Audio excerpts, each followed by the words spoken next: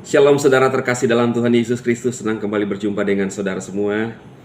Saya berdoa saudara tetap dipelihara oleh Tuhan kita Yesus Kristus. Amin. Saudara, seperti pada judul ini, saya tertarik membahas sekarang yang lagi banyak jadi perbincangan, yaitu Angelina Sondak ya, yang sudah keluar penjara selama 10 tahun. Tidak terasa ya teman-teman ya. Tidak terasa dia sudah menjalani hukuman selama 10 tahun kasus korupsi saat itu ya. Dan judul video ini adalah kecewa putrinya mualaf, ayah Angelina Sondak. Dia sudah mempermalukan nama keluarga besar. Itu ungkap daripada ayah dari Angelina Sondak, saudara. Karena ternyata, coba kita baca aja ya.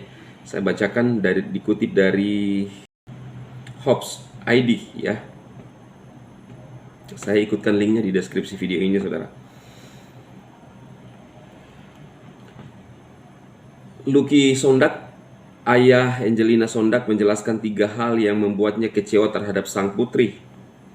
Salah satunya saat Angelina memutuskan menjadi seorang mualaf. Tak hanya sang ayah, keluarga besarnya juga merasa kecewa dengan keputusan mualaf Angelina Sondak. Bahkan saudaranya meminta sang ayah untuk mengucilkan Angelina Sondak karena keputusan mualaf itu. Seperti apa jawaban Lucky Sondak mengenai hal tersebut? Simak ulasan berikut. Ayah Angelina Sondak soal putrinya mualaf. Lucky Sondak berbicara soal banyak hal terkait putrinya, Angelina Sondak, belum lama ini, termasuk mengutarakan perasaannya saat pertama kali Angelina Sondak memutuskan untuk pindah agama. Lucky belum menerima keputusan itu sepenuh hati, apalagi Lucky banyak menerima hujatan dari saudara-saudaranya. Hal tersebut karena Lucky merupakan pemimpin gereja selama belasan tahun, sedangkan ayah Lucky adalah seorang pendeta. Waktu dia menjadi mualaf, saya dicemooh terutama oleh saudara-saudara saya. Karena apa? Papa saya pendeta dan saya pemimpin gereja 15 tahun dan menjadi tokoh petinggi, kata Lucky Sondak dilansir Hobbs ID dalam YouTube Kema Entertainment pada Rabu 2 Maret 2022. Ini baru ya teman-teman. Jadi dia kecewa karena putrinya mualaf. Ya wajarlah sebagai orang tua.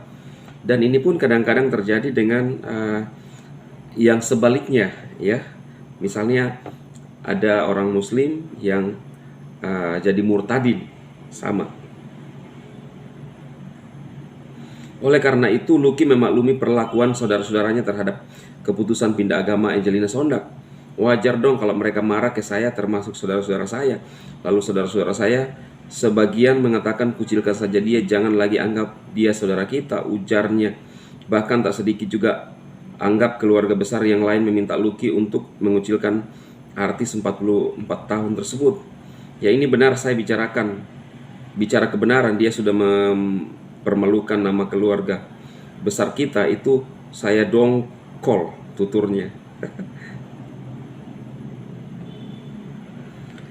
Diketahui Angelina Sondak memutuskan untuk menjadi seorang mualaf setelah membuka hati untuk mendiang Ajima Said pada 2009. Namun sayangnya wanita yang akrab disapa Angie tersebut menerima kenyataan jika sang suami meninggal 2011. 9, 10, 11. Berarti 2 tahun menikah ya pernikahan mereka ya, saudara ya. 1 tahun setelahnya Angie ditahan oleh Komisi Pemberantasan Korupsi KPK karena terlibat kasus suap sebesar 2,5 miliar dan 1,2 juta dolar Amerika Serikat dalam pembahasan anggaran di Kementerian Pemuda dan Olahraga Kemenpora dan Kementerian Pendidikan dan Kebudayaan Kemendikbud, atau yang dikenal dengan kasus Wisma Atlet. Wow. Saat berada di penjara lah perjalanan spiritual Angelina Sondak dimulai. Di balik jeruji besi, wanita yang memutuskan untuk berhijab itu lebih mendekatkan diri kepada Sang Khalik. Tak hanya berhijab dan berhijrah, perubahan sikap Angelina Sondak juga semakin baik. Hal itu disampaikan oleh Ustadz Mansur. Kita lanjut. pada tahun 2017 lalu, Ustadz Yusuf Mansur membagikan bagaimana kondisi Angel Angie di penjara dalam unggahan bertuliskan Masya Allah penjara menempuh Angelina Sondak, hafalkan 15 juz Al-Quran. Setelah 10 tahun merasakan kehidupan di balik jeruji besi, Angelina Sondak dikabarkan akan segera menghirup udara bebas pada Maret 2022.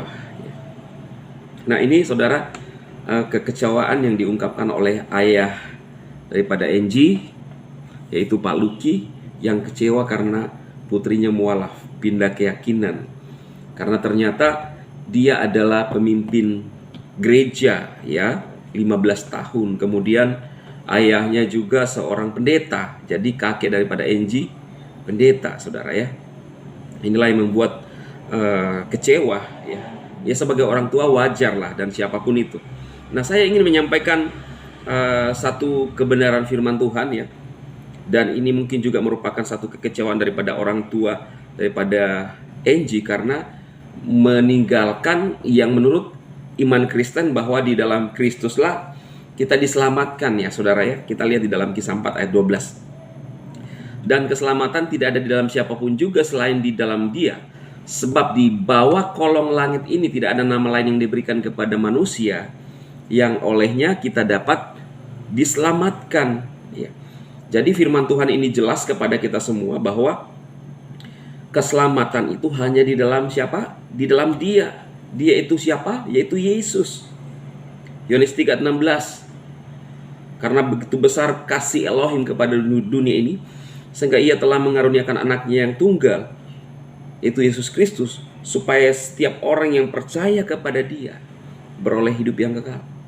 Percaya dan mengaku mulut bahwa Dia adalah Tuhan, maka kita diselamatkan. Itu adalah iman Kristen, itu adalah Bible.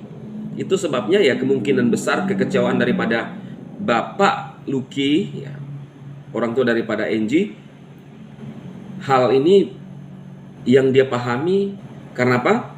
Angel meninggalkan iman percaya dia kepada Yesus hanya karena pasangan hidup. Akhirnya kita lihat saudara apa yang dialami oleh Angie, kehilangan pasangan hidupnya, ya, dalam waktu tidak lama setelah menikah, dan dia pun mengalami sesuatu hal yang terpuruk. Saya tidak sedang menghakimi Angie, tidak, tetapi ini mungkin jadi pembelajaran juga untuk bagaimana kita apa yang kita putuskan, apa yang kita ingin ambil, ya, kita ingin jalani, itu kita pertimbangkan dengan baik-baik. Ya, saya tidak sedang menghakimi, tetapi saya mengungkapkan sesuatu yang memang dialami oleh ayah daripada Angie, dan saya juga menyampaikan kepada saudara semua tentang suatu kebenaran firman Tuhan bahwa jangan pernah meninggalkan iman percayamu kepada Tuhan Yesus Kristus. Kalau kita sebagai orang yang percaya kepada Kristus atau orang Kristen, karena keyakinan kita seperti itu, ya, keselamatan hanya di dalam Yesus. Nah, dan kita harus menunjukkan kasih itu kepada siapapun. Dan di bangsa ini ada beberapa keyakinan dan kita harus saling menghargai. Tetapi kita sebagai orang yang percaya, jangan lepaskan iman percayamu. Tetapi di sisi lain juga bahwa setiap orang berhak memilih apa yang dia ingin pilih dalam kehidupannya, termasuk keyakinannya, apa yang dia ingin putuskan untuk bekerja atau pasangan hidupnya. Itu pilihan setiap orang, tidak ada paksaan. Bahkan Tuhan pun tidak memaksa kita untuk melakukan apa yang Tuhan mau dalam hidup kita. Dia memberikan kehendak bebas kepada kita. Saudara lihat, ketika Tuhan menciptakan manusia pertama di Taman Eden, Dia memberikan kehendak bebas. Waktu manusia melanggar, Dia memberikan kehendak bebas. Tuhan tidak menciptakan manusia lalu disetel seperti robot. Ya, jadi Tuhan itu penuh kasih. Dia tetap sabar menanti dan menunggu manusia untuk dia datang kepada Dia. Bahkan kalau kita lihat saudara, manusia sudah kehilangan kemuliaan Elohim ribuan tahun. Lalu kemudian Tuhan punya inisiatif untuk menghadirkan Yesus dan memberikan pilihan kepada manusia kembali. Kalau engkau memilih Yesus sebagai juru selamatmu, maka engkau diselamatkan. Tidak ada paksaan lagi, saudara. Di situ kita melihat bahwa Tuhan itu penuh kasih untuk setiap manusia, dan Dia memberikan kehendak bebas kepada manusia untuk memilih jalannya sendiri. Kita bisa kecewa, orang tua bisa kecewa, tetapi anak-anak bisa memilih apa yang dia mau ingin pilih. Kita hanya bisa mengarahkan, kita memberikan pandangan-pandangan yang terbaik untuk memilih jalan mereka. Dan saya percaya bahwa ketika kita berdoa untuk anak-anak kita, untuk orang-orang yang kita kasihi, Tuhan akan menolong dan Tuhan akan bekerja dalam kehidupannya. Dan saya percaya ketika kita berdoa untuk orang yang kita kasihi, yang menurut kita bahwa dia telah meninggalkan iman percayanya, Tuhan bisa mengubah saudara kembali. Tuhan bisa mengubah dengan kuasa rohnya untuk menyelamatkan dia kembali. Semoga apa yang saya sampaikan kali ini firman Tuhan dan juga tanggapan saya memberkati saudara semua. Dan jangan lupa untuk tetap menjadi orang yang mempertahankan iman percaya kepada Kristus. Kita bisa kehilangan apapun, saudara, tetapi jangan pernah kehilangan Yesus dalam hidupmu yang akan membawa engkau masuk dalam kekekalan. Amin. Tuhan memberkati saudara. Jangan lupa untuk mengikuti channel ini dengan menekan tombol subscribe, like, dan share. Jangan lupa tekan loncengnya untuk mendapatkan informasi terbaru setiap kali saya mengupload video baru di YouTube.